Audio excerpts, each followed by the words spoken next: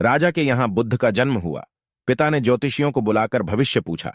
उन्होंने कहा, या तो ये सम्राट होगा और या तो ये साधु होगा। एक तरह से देखा जाए तो सच्चा सम्राट भीतर से साधु ही होता है।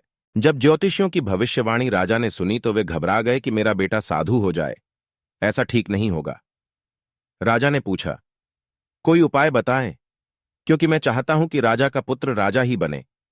ज्योतिषियों ने मैं कहा कि इसका लालन पालन व पूरा जीवन बड़ी सावधानी में बिताना होगा, अर्थात आपका पुत्र सिद्धार्थ कभी किसी बूढ़े व्यक्ति को न देखे, कभी किसी बीमार व्यक्ति को न देखे और कभी किसी मरे हुए व्यक्ति को न देखे। जब तक ऐसा होगा तब तक वे राजा ही बने रहेंगे। अगर ऐसा नहीं हुआ तो वे साधु बन जाएंगे।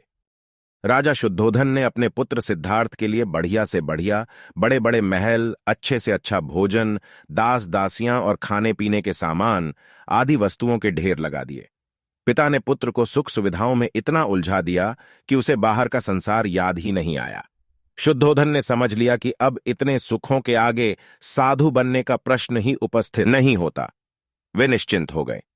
राजा शुद्धोधन ने बिल्कुल पक्की व्यवस्था कर रखी थी कि उनका पुत्र सिद्धार्थ जीवन में कभी भी वृद्ध, बीमार और मृतक व्यक्ति को देख न सके, क्योंकि वे अपने पुत्र को खोना नहीं चाहते थे।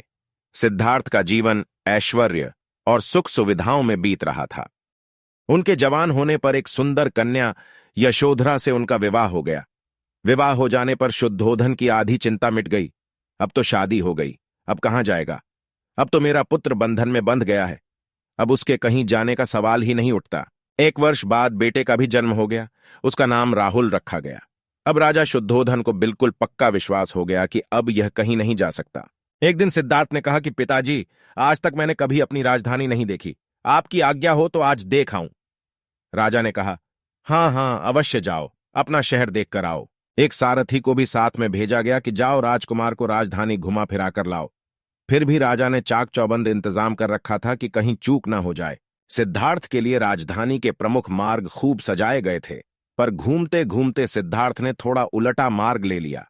वे उस मार्ग से गुजरने लगे जहां पर तैयारी नहीं थी, और आज उनको बहुत आश्चर्य हुआ जब पहली बार उन्होंने एक बूढ़े आदमी को देखा। कमर झुकी हुई, पूरी चमड़ी में झुर्रियां पड़ी थीं। वह परेशानी और दुख से बेहाल था। उसकी चाल बहुत धीमी थी। बूढ़े की झुकी हुई कमर को देखकर सिद्धार्थ को एक झटका लगा और सारथी से उन्होंने पूछा, क्या एक दिन मैं भी बूढ़ा हो जाऊंगा?